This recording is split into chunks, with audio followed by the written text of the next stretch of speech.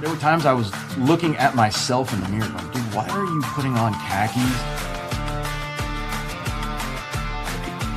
Where Gunny Hawley, who was blown up and killed, who had 2 children, I lived in a reality for about, I think, 15 years that it should have been me.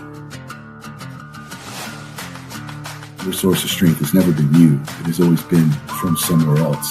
It's just my belief that mine is from God. And I choose to rely on God. And I'm far from perfect. I screw up all the time. But my life is at peace. I have found a point past the storm where I am at peace. When things got really bad, which they will, we all are going to have times in our life where we just can't handle some things. To know that reaching out for help is an option. It's the same as going to the doctor when you can't get over the common cold and it's turned into something crazy. Yep. Or sinus infection. You got to go to a doctor and get medicine. It's the same with your mental health.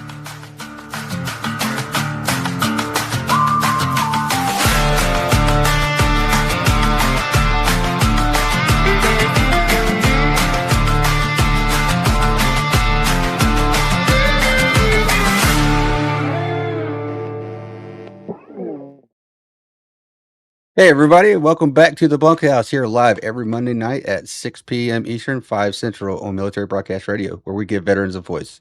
If you could, go ahead and follow the links down below, share, like, get on there, give me some comments, give me some feedback, please. Let me know what you think. And as I always like to try to shout out to is if there's anybody out there listening tonight that's going through anything, or you know somebody that might be going through something, please let them know that they're not alone. They can call the crisis line at 988. Press 1 to get to the veteran crisis line. Again, it's okay to be not okay. And let's talk about things. Don't let anything distract you. Don't let anything deter you from reaching for help. So please go ask for help if you need it.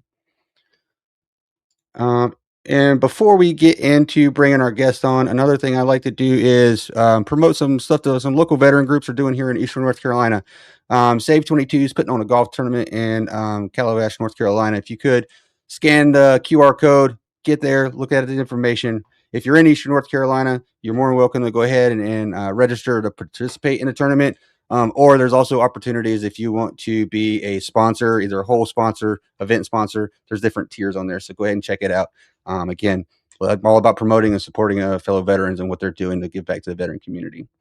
But before we get into it, let's get a little announcement from Military Broadcast Radio. The station where our veterans' voices are heard. MBR Talk. Hey, thanks for supporting our channel by watching and listening. Find us on the web at mbradio.net. All right, now that we're back, my next guest for tonight is going to be JJ Hardy. Hey, JJ, welcome to the show, brother. Oh, you're muted, brother. You're muted. Okay, well, that's what happens when you go live, right? No, it is, man. Thank you for having me on. How you doing, man? Doing good, man. It's been a while since we've gotten together. I know you've been on my pre-records that I do monthly. I've been on your show, but yeah, it's been a while. It has. So yeah, I'm excited to be here. No, I appreciate it, man. If you could give everybody a quick little introduction about who you are, what you did while you're in the military, just a quick rundown. Sure. So again, my name is JJ Hardy. I am a U.S. Army veteran. Like John, even though we were in separate services, we both got out as CW2s. I was a warrant officer. My job was a little bit different. I was in transportation, so I was the guy who made sure that large amounts of equipment and people made it from point A to point B, whether that was 100 miles away or a few thousand miles away when it came time for training or deploying. Did that for almost 18 years until the Army said I was done. I didn't say I was done, but now I'm running a business and doing a casual podcast. Yeah, that's awesome, man. Yeah, I we talked about this quite a bit on our times together. Me and you have a similar story when it comes to our time being cut short, but not because of our own choosing. Right. And that happens to a lot of us out there. Is like you get to a certain point, it's like your body gets to a certain point of stress that it just really, it's almost like it feels like it gives up. It just stops working like it's supposed to. It works fine, just not to military standard. yeah, absolutely right. Like, you're absolutely right. Like, because like me coming from a communications MOS or like specifically doing IT work, I could do my job, the technical side of my job, perfectly fine. I just didn't do the Marine Corps stuff anymore, Right. And so Same. Yeah, I could still go out there and do transportation logistics of any kind, rail, air, truck. Doesn't matter. I could do any of that stuff, but as a matter, when it comes to doing the physical side, my body's not quite where it used to be. I'm not putting a big rucksack on my back anymore. I'll tell you that much. Yeah, I know the feeling, man. But yeah, if you could get quick, let everybody know kind of going through your transition, and everything, and what did you take from your time in and even post transition that kind of got you where you are today with the things that you're doing, and we'll get in more detail of what each one of those things are later in the show, but just kind of a quick overview of what that looks like. Yeah. So overall, my passion these days is leadership. And when you rewind my life back to my military service, that's what I miss the most, is that people actually cared for one another. And I think that's, believe it or not, what moves the needle in personal life and business too. And a lot of people don't really make those connections after they get out, but they know that something's missing. Now, I didn't feel the great leadership when I transitioned. You know that. I talked about that when I was on your show the last time. I wasn't feeling the love at all. It's like I was a faulty piece of equipment that needed to sit in the corner for a little while. And looking back on it, I'm not as upset as I was when I was getting out, but it really made it very difficult because I went from being a so-called hero, right?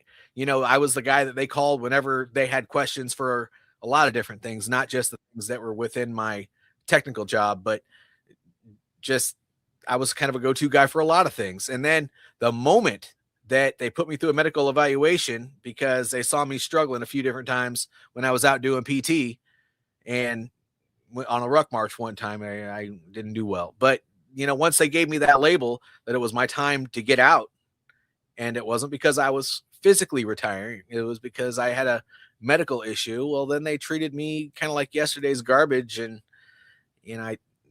I don't understand how you can have so much time in service, and then these people that have a third of your time in service or less are telling you that you're not allowed to do your job, that you just kind of have to sit there and take up space until you get your orders to retire.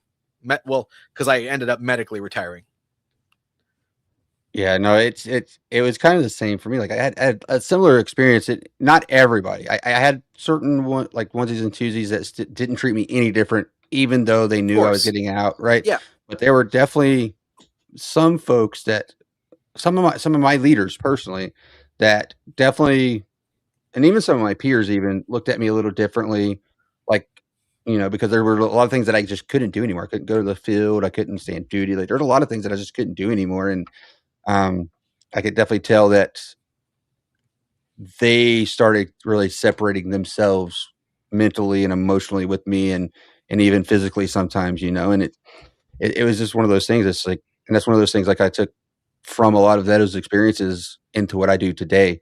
I don't like it does like as long as you can still provide to your job and what your actual mission is, then hey, that's really all that matters in my opinion, especially outside the military, I should say. Yeah, well, and I challenge any veteran who's going through some struggles after they leave, because I did. It wasn't just that transition itself. Once I got out, I missed a lot of things. People coming together and doing things. Once I got my first civilian job after the military, I noticed that the civilian world, man, people are mostly for themselves, and it's the Whiffam model. It's the what's in it for me, and Yep. that and I was never used to that. I mean, there were obviously onesies and twosies here and there, but when push comes to shove, you kind of come together, and there's like an unspoken camaraderie that you have with other people that are wearing the uniform. And I've noticed it even after I got out, which thankfully I finally found my community, once I got out of the military locally in Virginia, and I found them again when I moved to Iowa. But it's just one of those things where I just there was something missing, and it was the leadership, it was the people, it was all the things, and it led me to a lot of years of self-discovery, probably 5 before I realized what I actually wanted to do with my life. Which it's Yeah. interesting because you almost have to grow up again. It's like it's like a rediscovery, kind of like when you first became an adult. No, you're absolutely right, man. And like I jokingly say this all the time to other veterans too. And I think we even said it jokingly, like when we on our own shows, like together, is like the military does not teach us very well how to be an adult in society, right? Yeah, not Because as a they take civilian. No. and then that's what I mean, right? Like they don't teach us how to be a civilian adult. We are taught and grown how to be an adult in the military and how to lead for the most part. Most people learn how to properly lead. Some just learn how to manage really well, right? And we'll talk about that If a little that. bit too, because there is a big difference between leading and managing. Correct. Yes. But yeah, so like again, we say it jokingly, but it's true. Is the military does not set us up for success on being an adult in the civilian life, because you got to think most of the folks that join the military, they're directly out of high school, barely an adult themselves just by society standards, and then go off and get taught in this subculture way of living for 4 to 30 years. And then they get out and expect to integrate right directly back into civilian society with it all figured out. And that's definitely not the case. No, I mean, gosh, when you first start off, you have a barracks room assigned to you, unless you're married, and then you have housing assigned to you, and then you move forward. You actually get to learn how to go out and find a place to rent, but then you're given the rent money every month in addition to what you're already getting paid. And that's one thing they don't really tell you too much of when you're going through your transition, is that now you actually have to budget for rent out of what that salary is. That you don't get that additional money anymore. It should be a given, right? But you'd be surprised how many junior people get out and they're like, oh my gosh, I can't afford life. I'm making the same amount that I was in the military. No, you weren't. Yeah. Not at all. Not at all. You were making a lot more than you thought. But then in addition to that, they give you money for food, and you have this huge support system that supports you not just with your problems at work, but also with your problems at home. I mean, it's like a 360 mentorship model where you're not just mentoring people in their job, you're teaching them how to adult and helping them through all of the situations. Bill that you're having a hard time paying, they tell you to go to Army Community Service or whatever the Marine Corps equivalent or branch of service equivalent is that you served in. And I mean, you have all these resources at your disposal that when you get out, I mean, unless you have a really good disability rating or you get lucky enough to get a medical retirement, you get almost none of those resources. Right. Now you have to go find resources just like the average civilian. And, if you went through a long time, and I hate to call it being institutionalized, but it is, then It is. you're used to the resources that you had, and you're not prepared for when none of those things are available to you anymore. No, you're absolutely right. And that's one thing like I started kind of like looking at is when after I got out, I was like, okay. Again, luckily I had some really good mentorship, and I had some really good mentors that had already transitioned out before I did, and some stuff that I talked to them about. And it's like, these are things that people don't think about, right? Like your medical benefits for you and your entire family. You don't pay for that essentially, right? Like Right. that you don't pay for that out of pocket. Going to the ER, going to the doctor on a regular basis, medications, prescription eyewear, right? All of those things are 100% paid for by TRICARE, right? Like you essentially get those things for free in the eyes of the service member. When you get out, you now have to pay an annual premium for medical care, for health care, right? For your health insurance. And depending on if your job depends on how good of health insurance you may have, because everybody has different programs or different vendors that they go through.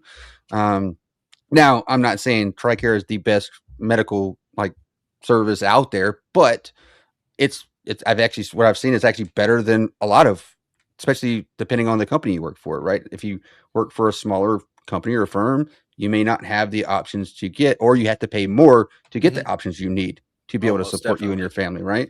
Almost usually always. If you want anything extra than what's on that initial payment that you have to pay for your health insurance, everything is extra. I mean, you can pay down your deductibles and premiums and all kinds of stuff, but they don't do a great job explaining all that stuff, even while you're going through the process of getting insurance. They don't.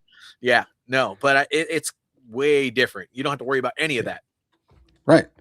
Yeah. And, but yeah, man, I don't know. So what was, I had a question. So somebody posted here, they would like to see how, like, how your time in service kind of shaped your leadership. If you want, can you just real quick catch on that, and then we'll kind of move on. But yeah, your time in service, how did that shape how you see and what you say is leadership today?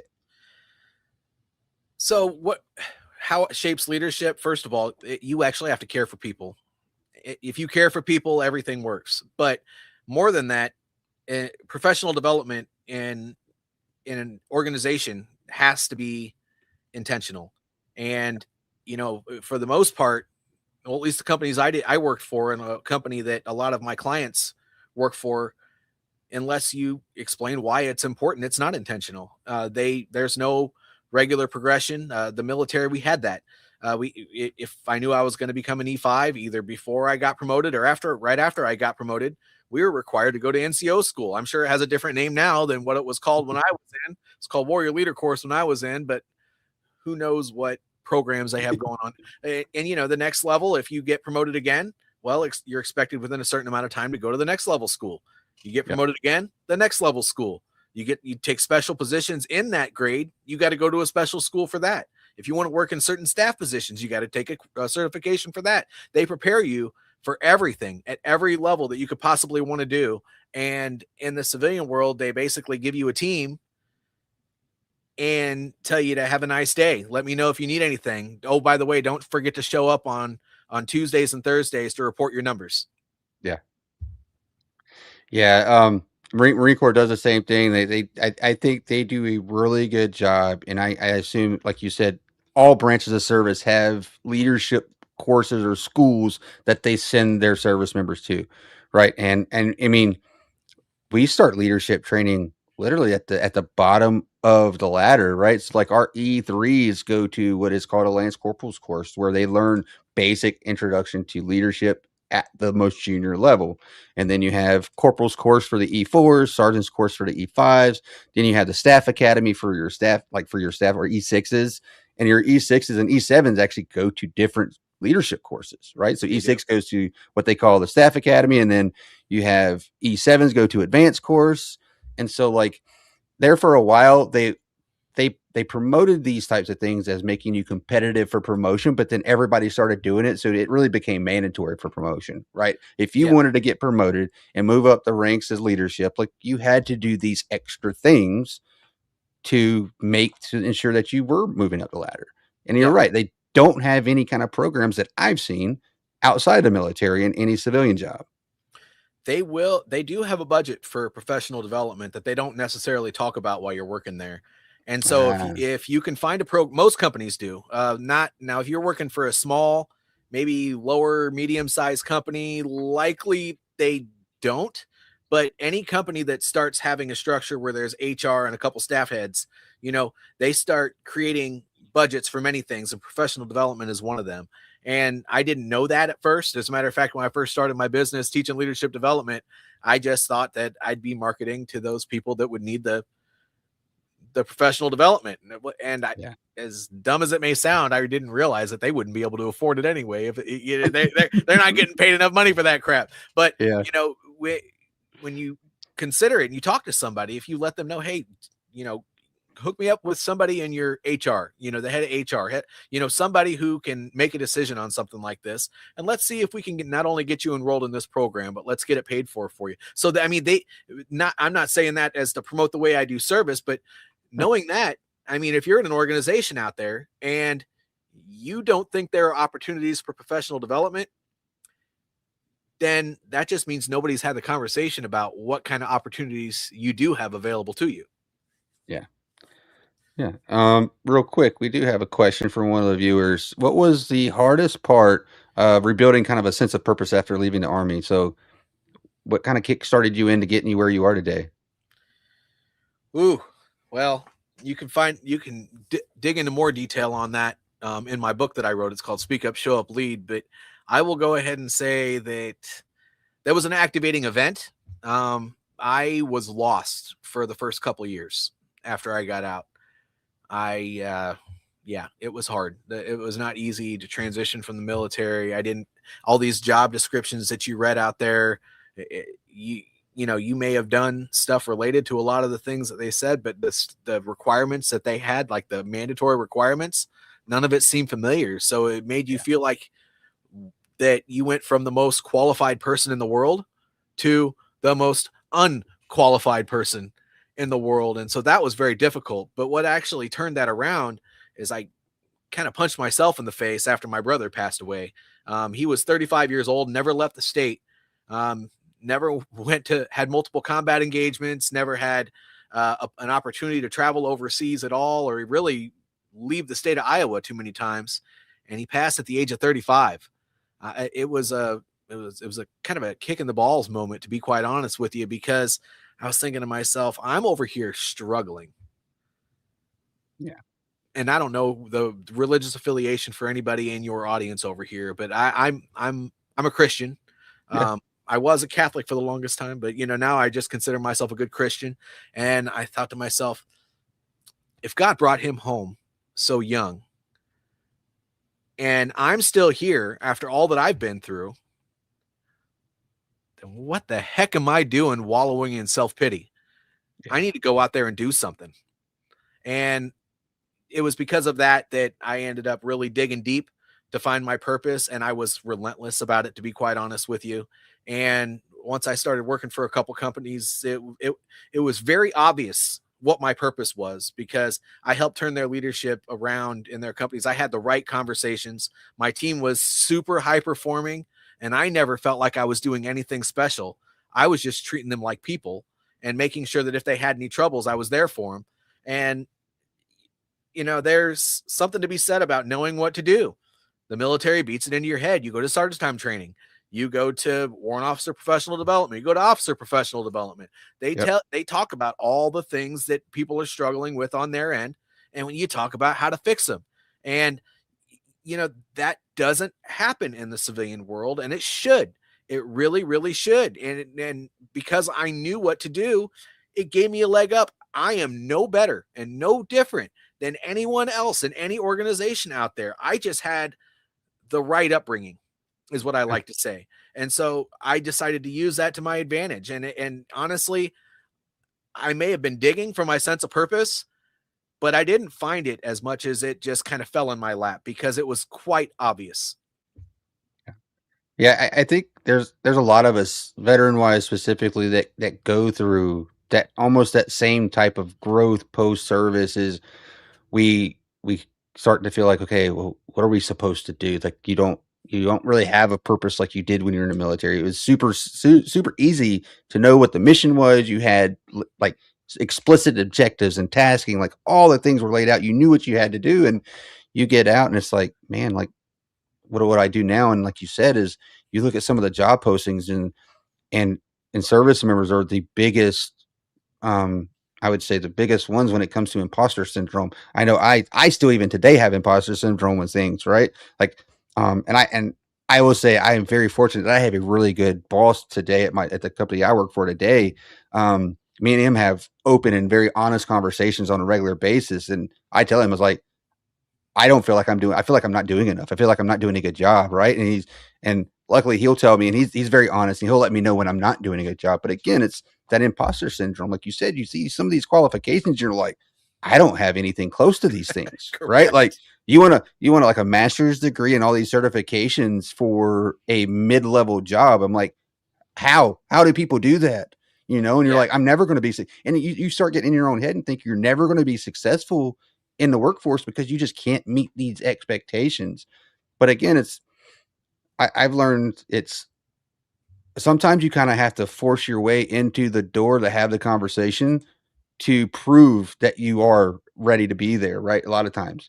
And that's kind of, I think what like with you, that's kind of what you've done. You kind of, you got to a moment in life to where you're like, what am I doing? Like, I need to do something purposeful. And that's what you did. You forced yourself into that direction, so to speak, and kind of pushed your way into the audience of what your purpose needs to be. I did. And honestly, I tested that theory in the very last job that I worked for. And I think I've told you this before, but I created a nationwide leadership development program that was centered around having conversations about the topics that matter. And, you know, for everybody who's listening out there, I talk about this on my podcast, but you want to turn your retention numbers in the opposite direction. If you want to stop having as much turnover, because you know how expensive it is to train somebody else, talk about the things that matter. Actually take interest in your junior leaders and mentor them through the stuff that they're having a hard time with. Even if they don't say they're having a hard time, they absolutely are. I mean, it's called leadership for a reason. You can be a manager and be the opposite of what a leader is.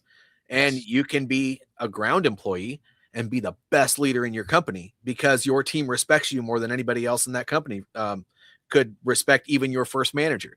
And so it's really important to understand that talking about the things that matter and helping people. I mean, gosh, you got to help people. People struggle, especially when they're a manager. It's like you're walking around the office all day and dealing with fires all the time. I mean, you're like riding a bicycle with bent tires with a fire shooting out your behind or something like that. That's what it's like to be a manager. And, you know, if you don't help somebody work through the stuff that happens as a result of having to put out all those fires all the time, they're either going to create bad habits, they're going to absolutely hate it, or they're going to fall on their face and they're going to end up being fired or demoted. No, you're absolutely right. And real quick, I was listening to a podcast the other day. Most of if you're into leadership or just business in general and leadership, you've probably heard of Simon Sinek. But he was talking about, and one of the big things I think it resonated with me was like, people don't leave companies; they leave the bosses they work for. Right? They leave the culture that's built in that organization. They don't leave the company because the company is bad and isn't doing well. They leave because the culture and the leadership aren't well and do not support their growth, right? That's what really happens, in my opinion. And I agree with that 100% too, right? Yeah. It's easy to understand that. People will take lower pay if they have a good work environment. Absolutely.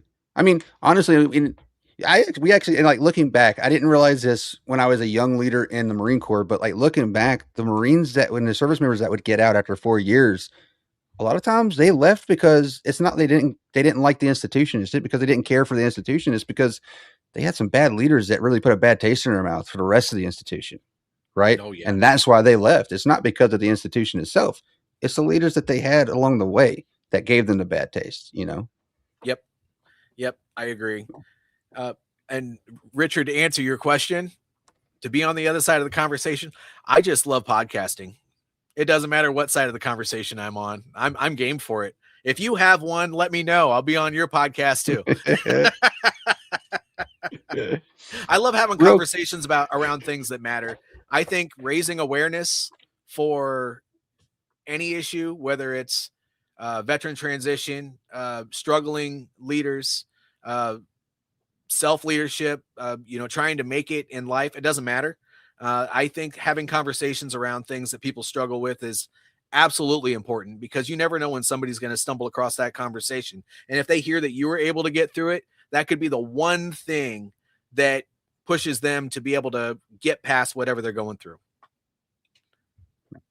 No, you're absolutely right. And I think this is going to be a great time to take our first break, JJ. And when we come back, we're going to get more into the leadership lessons kind of learned the hard way after the break. And just so everybody knows, during the break, play a little bit of music here from Dallas Alexander. He's a veteran himself.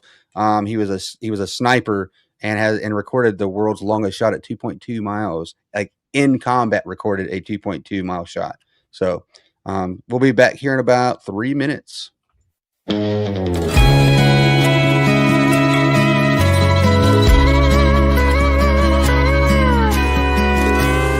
Wonder what was going on inside.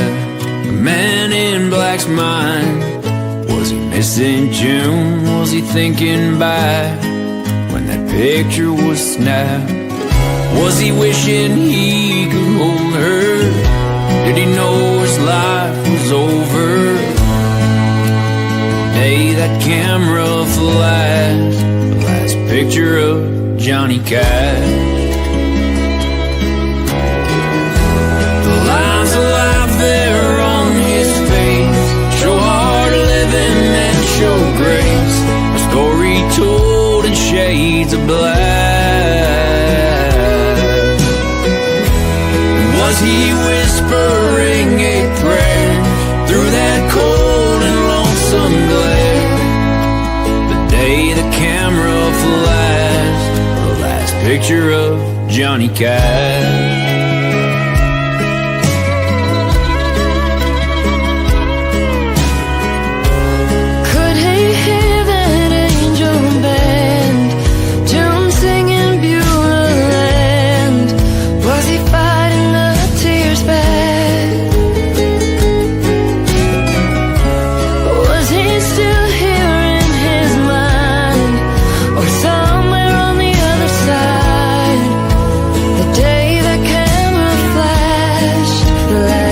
Of Johnny Cash.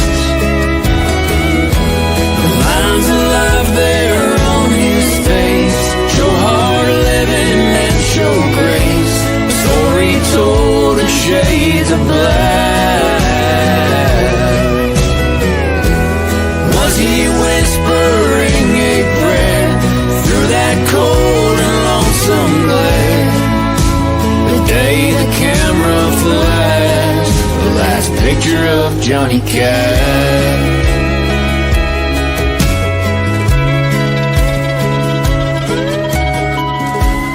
Wonder what was going on inside the man in black's mind. The day old Marty flashed the last picture of Johnny Cash.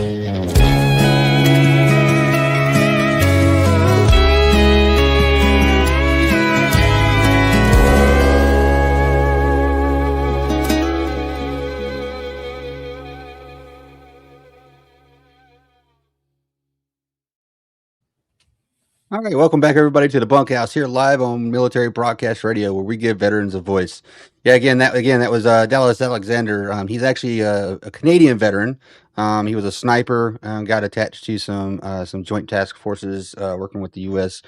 Services, and recorded a 2.2 mile shot, a kill shot. Like, that's impressive, right? And again, taking everything that you learn, and now he's making music out in Nashville and stuff. And anytime we take a break, we try to play some music. And when we play music, they're all veterans. Every bit of music we play during our breaks are all from veterans. So, all right, real quick, JJ, I think this next question that I'm going to bring up on the screen works really well into our next topic. We're going to talk about some leadership lessons learned, but like the hard way of learning those lessons, right? And so, coming in for first time managers, what's the only leadership mistake that you see at most often, and what should they be doing differently from day one? Oh gosh, I have to break it down into two. So okay, go ahead. I think the biggest thing is thinking that they have to solve all these problems that are going on by themselves. You have a structure at most companies for a reason. Whether you're in a small company and there's an owner there that you're working for, or a superintendent, or whatever the case may be, it doesn't matter. It could just be a teammate that you notice is doing a lot better than you are. You don't have to do anything, just by yourself. If you just have a team and that's all you can rely on, I guarantee that whether you're leading that team or not, I bet you somebody has enough experience to be able to help you along with whatever struggle you're going through. That's one mistake. Two, and I believe this deep down in my heart, is, you got to take radical ownership. I think that problems happen on your team, and it is really, really easy to go up to a person that made a mistake and lay it on them. But honestly, what happens most times in business is that the systems at work probably failed somebody. Either they didn't have something explained to them properly, they didn't have enough people helping them with that thing that they didn't do well, or they asked for help and maybe there was a policy that hindered them from being able to do what they needed to do to get that job done. You got to look at what you can do. This is where the ownership comes in. You got to look at what you can do to influence what happened in that to make sure it doesn't happen again. Yeah, I agree 100%, man. And this is a good comment here. This is such a good example of how difficult experiences can eventually become something that helps other people. Absolutely right. And so that's probably one thing that I've learned as I grew in my military service. The longer that I stayed in, the more like leadership positions I grew into, and especially now that I'm out, I've translated kind of what I've learned into how I am as a leader. Especially now, is that you're right. It was so easy, especially when I was a young E5 sergeant or a young corporal E4. Somebody messed up. It was so easy just to lay into them, light them up like it was their fault only, like they did something wrong, and they need to figure out how to fix it. And what I learned really quickly is, sure, you got to make sure that they have accountability for themselves too, especially if they did mess up. If they made a mistake, 100%, they should own that mistake. But you should also turn around and say, okay, well, what can I do for you, or what could have I done for you to make sure that this doesn't happen in the future, right? Because leadership is not a one-way street. You have to be able to give them something. They don't just work for you; you work for them too as a leader, right? Like you're there to make them successful, not just them making the business successful, right? Correct. Yep. Yeah. Well, and you brought up a very good point there. That accountability. I did not bring that up.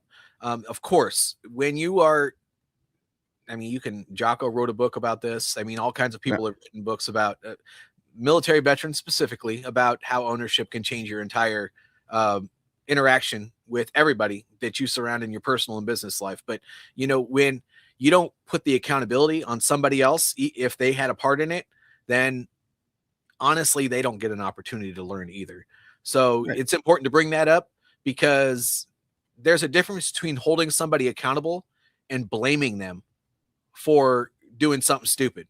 And if you're just throwing blame around all the time, honestly, you're just going to look like the biggest jerk in the whole world that doesn't really care about how things get done. You just want to beat people up for making mistakes. And there's no growth in that. No, you're absolutely right. And one thing I've seen so many times, and this is examples of bad leadership, is that if somebody down in the team made a mistake or something went wrong because maybe they configured something wrong or they did something, and it wasn't like a catastrophe or anything like that, but I've seen where leaders point to that person when they get questioned about the mistake, right? What you should be doing, and this is what I learned a lot too over time, and as I grew as a leader, is that as the leader, I am the owner of that. Let's say I'm a department lead, right? I own everything that happens or does not happen in that department. As that leader, if my boss, let's say, if I work for the CEO, because that's where that department falls under directly, if something goes wrong in my department, it's not the team's fault. It's my fault as the leader that something went wrong. But also the flip side of that coin is, if things are going right, I'm not the reason things are going right. It's the team's reason they're going right. Yep. Right. And I think that gets overlooked way too much. And in military service leadership, and also in like civilian leadership, those things get, I think, really kind of glossed over way too much. What are your thoughts on that? Well, there's a missing component there. There's another way to gain a little bit of clout with your leadership if they were to come to you in a situation like that. Keep in mind, a lot of people will actually say it was Joe Snuffy who made a mistake and we have to fix it. So he's given the team accountability. He's blaming the person that did it and not taking any ownership of it himself. Right. And so there's a way to do that the right way if somebody were to address, a problem that happened in your section. And it's honestly just to say, you know what, we made a mistake. We've already had conversations on how to fix it. If you want a back brief on what we're going to do differently next time, I'd be happy to provide that to you. We're working through it right now. I'll get back to you on that. And, honestly, what that does is you do not want your boss or any of the senior management team or directors or anything like that. You don't want anybody talking to a member of your team. Absolutely not. I mean, not only does it destroy the productivity level that's supposed to be going on on your team, but what is your team going to think of you if you pass the buck down and they have to have the conversation rather than you take the opportunity to help that person fix the problem, and you're doing the wrong thing 100%. You take accountability of it, let them know that it was your team. You don't necessarily have to say it was you, because obviously you personally didn't make the mistake. It was my team that made that mistake. We're working on a plan to fix it, and I'll let you know how it goes once we start making progress with that. And that way you're taking the ownership. You're letting them know that you're working on making it better. And if they really do want to back brief, which most of the time they say they might, but then when you come to them with it, they're like, oh, I know you got it. But just make sure that you're not name dropping and calling people out that don't deserve to be called out, because that's going to destroy your credibility as that team's leader, because your job is to make your team run efficiently, and your role as a manager or a director is to make sure that the professional development happens and that person is held accountable. And if you're letting other people in that circle and they're holding that person accountable, then you're not doing your job. And by the way, if you want to be considered a leader in a leadership position, you need to be leading the person that's calling you out and on your team and the people on your team, and you need to be leading that person that made the mistake. Yeah, no, absolutely.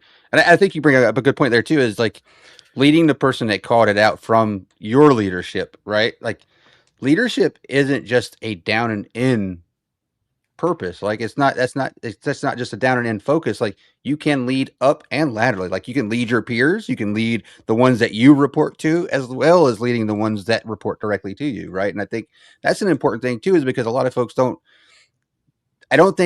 least again, from my experiences outside of the military, I've noticed that a lot of people in leadership positions don't like to have those types of tough conversations with even their peers sometimes, but definitely not with their direct report, right? They don't want to have confrontation or whatever you want to call it, but there is absolutely a necessity to lead up and have those tough conversations. Like, hey, look, boss, like, I feel like you're micromanaging me a little too much. I got this.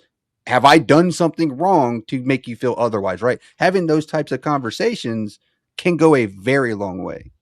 Yeah. Well, you got to keep in mind that our boss, our boss's boss, our peers, they all have a lot of pressure put on them all the time.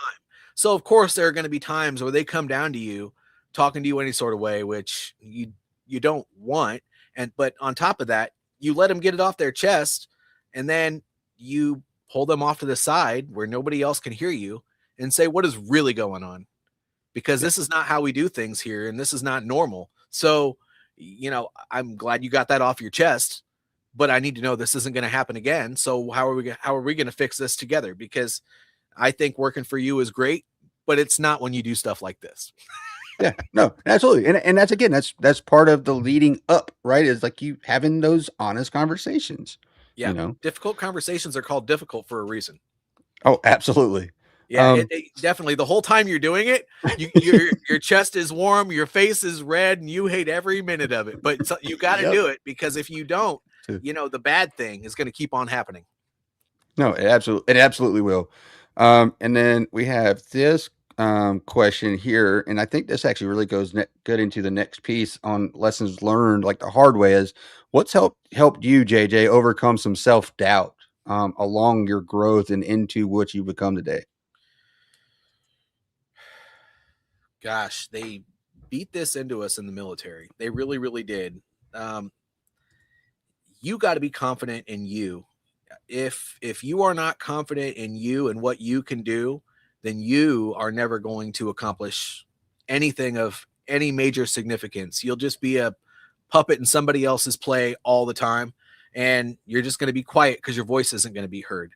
When it comes to self-doubt, I still have it.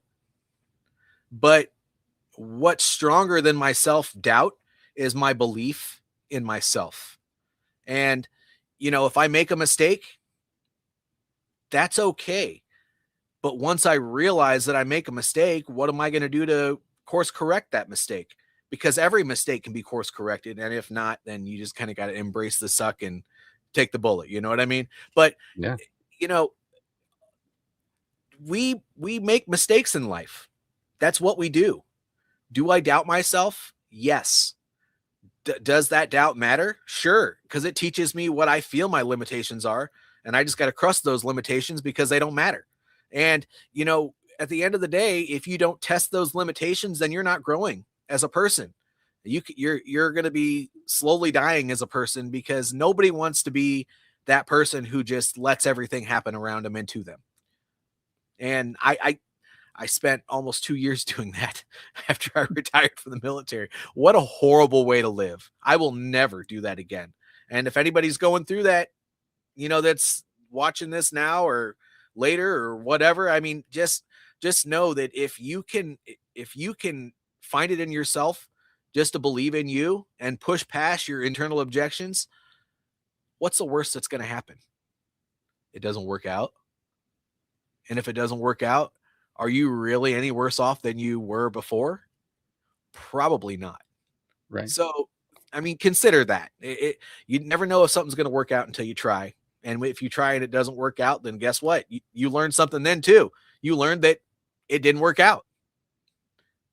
Yeah, no, you're absolutely right. And something that something I always try to even teach my kids is like, you'll never know unless you ask the question or you give effort to it, because anything that you don't put effort into or you don't ask the question about are never going to be yes or never be successful. Yep. Right. That's just life that's a life lesson that anybody can take, is if you don't put effort into it or you don't ask the question, the answer is always going to be no, and they're never going to be successful because you don't put the effort in. Yeah. With my one-on-one clients that I have, because I do coaching these days. I also do consulting, but coaching is one of the things that I do. And that's actually the most common thing that I run into. It's so interesting that person, I can't remember who it was, asked that question, but okay, I'm not going to mess your name up out of respect for you, but Devon, anyway, I'm not going to do that. But I will say that if you're going through a lot of self-doubt now, guess what that makes you? Normal. Yep. And if you are questioning yourself and you're letting that hold you back, there's nothing wrong with you. That's normal. I still hold myself back from some things. John still holds himself back from some things. You can't win every single war. You can't lean forward in every single foxhole. I mean, no person is perfect. That's not our design. But, when things are really, truly important, that's why you have priorities. Because if it's a priority to you and it needs to be done, don't wait till you're motivated. Just do it. Have the discipline to push past what's bothering you about that thing and just do it, especially if it's important. If it's not important and it's not going to change the course of anything and it's just one thing that's going to roll off your shoulders and you're not going to think about it, then don't worry about it. Don't let it keep you up at night. It's silly. No, you're absolutely right. And I think this really ties really good into the next piece is, so everything that you've been through military service wise, growing through your transition, and can you talk about like building your coaching business and your consulting business, and then what that really turned into? Even we'll talk a bit about your book here in a minute too. Well, I built that leadership development program for my last company. I'm like, my goodness, if it was that easy to do it here, then I can go do it anywhere. And so that's why I left my company and started a business. I'm going to be completely honest with you. Going into starting a business, I knew nothing. Most people don't.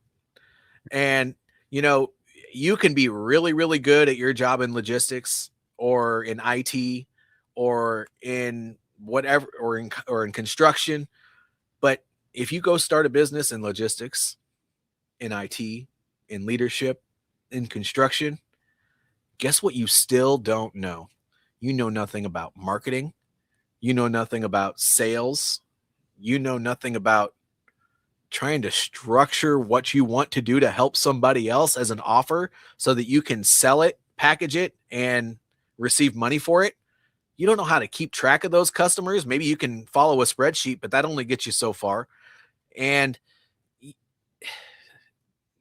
yeah, it's there's a lot to learn. So I could have quit almost immediately. Building that business meant I had to start attending. Oh gosh, I was the worst person in the whole world for anybody's webinar because I was literally just showing up to learn. I went to every webinar for marketing, every webinar for sales, every webinar for how to manage my business, every webinar for social media outreach, every webinar. I mean, if there was something related to coaching or consulting and how to become successful as a business, I went to it. I think I spent 8 months just learning because I realized that every time I went into a room when I first started my business, I didn't know a doggone thing at all. I could talk great about somebody's problems that they're having in a company if they brought it up, but how to get to that conversation when they know that you're a private business owner who is probably selling something, which by the way, them just walking up to me and talking to me probably made them want to throw open their mouth a little bit almost immediately right off the jump. And that's okay. I can acknowledge that. But but you know, just learning how to do all those things, learning how to build relationships as a business owner and turn that into a way to market and then actually get people help. I told you earlier that, you know, knowing that their companies will pay for this stuff and that there's a budget set aside for these things. Didn't know that until, you know, probably 6 months into it. And, you know, how did I take everything that I've learned and turn it into a business now?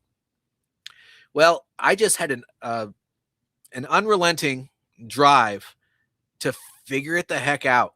And I still don't know probably half of what I need to know, but I'm doing enough to more than get me by. And I'm helping people and I love doing it. And plus I get to do this podcast thing where that's a new thing too. Don't think you can just go out and start a podcast and you're going to be successful with it right off the jump. It's the same as growing a business. It just doesn't pay you for a very, very, very long time. Yeah. If at all. But, you know, it's just one of those things where if you want to do something, you'll find a way. And that's what my business journey has been. And I can't be somebody who teaches leadership if I'm just going to start something and quit on it almost immediately. I wouldn't expect that of my clients if they hired me to do something, and I wouldn't allow it, to be quite honest with you. I would probably recommend that they no longer be my client because that's not the way I operate. If you're hiring me, it's because you don't want to quit. You have a problem that needs to be solved and you want somebody who's going to take it seriously. And that's how I operate in my business. And I honestly operate in life that way. Now I do. I mean, those 2 years after the military, I really didn't know which way was up, but now I'm right back to where I was. Maybe not physically. I wouldn't say if you hold up a picture of me now and a picture of me when I was on active duty that I would look the same. Maybe soon. I'm working at it, but you know, I will say that the drive, the problem solving abilities and my ability to interact with other people, it's all still there. And really at the end of it all, if you can problem solve, communicate with other people and just do the things that need to be done, whether you want to do them or not, anybody can start a business. Yeah. Quick one from Jason on YouTube. I want to know if JJ and John are friends. I'm really curious. I would say yes, we are. We haven't known each other that long, though. If you look at like the grand scheme of things, we've only it's been 5-6 months, probably tops, maybe since we first got introduced to each other. Yeah, if we were closer, I would hang out with John. Heck yeah, hands down would. Absolutely would. But I mean, do we have the ability to do that? No, but once in a while we check in with each other. There's not a whole week that goes by that I don't see a reel pop up from John. I'm just going to be honest with you. So yes, we do interact with each other. I'll say that. And I do consider him a friend. If he called on me because he needed help with something, 110%. and not just because of our professional interactions with each other. It's because I care about them. So yes. Yeah, no, absolutely. Same thing. And I know if I needed something or needed somebody to talk to, all I got to do is either message or call JJ. He would pick it up. We would talk for hours if we had to, and then vice versa. If there was anything he needed, he knows he can call me. Same way, man. And that's part of the community that we've kind of become a part of as podcasters, right? Because that's how I met you, was in podcasting networks like on Facebook and stuff, and making posts to try to get guests. And had you on my show, then I went on and was a guest on your show as well. But yeah, man. So yeah, Jason, we are, I would say definitely we are considered each other's friend for sure. We haven't known each other that long, even though it may seem like we have. But again, it doesn't matter. And you know it what? doesn't. When you get out of the military and you served, especially as a warrant officer that probably had similar duties and had to deal with similar crap, we have those stories to share as well.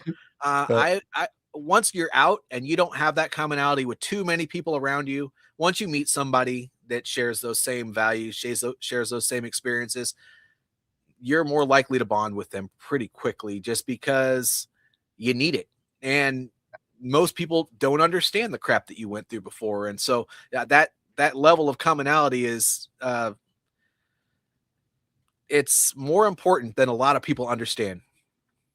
No, I'll definitely I'll in a sense double click on that one, JJ. Is like, you're absolutely right. Yep, like you're absolutely right. And there's so many of us. Even I did this like after I got out again. Like I had my podcast when I first started before I got out, and so like I was still doing my podcast even as I transitioned out of the Marine Corps. But that was my only veteran interaction. I didn't try to reach out anybody locally or make new veteran friends locally to me. And like, I really isolated and I really didn't even promote. And I wasn't like the proud veteran, right? Like, unless somebody asked me, they would have never even known that I was a veteran, probably. Just because that's just not who I wanted to be back then. And we've talked about it on my show and your show, is like that took me down a darker road than I should have been on. And created me to put like a pause on my show for quite some time, 3 years even. I took a break from my show for 3 years. That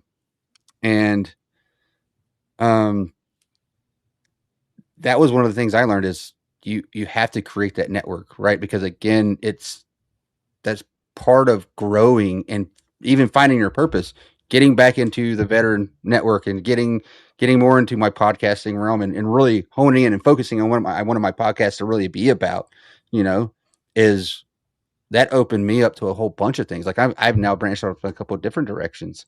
But I also am a lot more what I would consider a proud veteran. I'm because I didn't want to, it's not that I was ashamed to be a veteran, right? It was more along the lines that like, I didn't want to be that guy that seemed to be standoffish because he was so proud to be a veteran. So I just completely turned it off. Yeah. Right. If that makes sense. It does. And being a veteran is probably our biggest strength because of the experiences that we went through, and we shouldn't shut it off just because we're afraid of how other people are going to interact with that idea. Yeah, no, absolutely. Paul says that he wants to see me as a guest on JJ's show. So you definitely can. I was a guest, a few months ago. So if you go back and look at some of JJ's older content on his YouTube channel, you'll actually see my episode on there. I was on his show. What is it? Back in April, maybe March, April timeframe, I believe, something like that. Something like that. I'd have to dig back and look, but I know you were there. Yeah. But John, if you want to come back on my show, buddy, I'm okay with that. Yeah, no, absolutely. Let's actually set that up. That's actually a pretty good idea, because I've came a long way since the last time when I was on your show last. Oh, I yeah, came a long way since then. You're a lot brighter, and your personality is shining a lot more on screen than it used to be. That there's just something that happens once you do it more often. It absolutely does. So yeah, I would definitely let's actually get that scheduled out. Let's do that. Okay. But before we run out of time, I want you to say real quick, where can people find all of your content? Where can they look your business up, and how can they get in contact you, and how can they get your book? Okay, so JJ Hardy, if you Google that and you get past that baseball player, because I'm not him, you'll find me. In addition to that, if you go to victoryleadershipcoaching.com, /links. That's the easiest way without having to read my whole website. You can find all my socials and all the links to my books. Everything is on there. Awesome. Dude, I'm gonna have to I feel like I'm gonna have to have you come back on again, and we're just gonna talk only about your book next time, I think. Okay. And your podcast. So we didn't really get to talk about it as much as I really wanted to this time.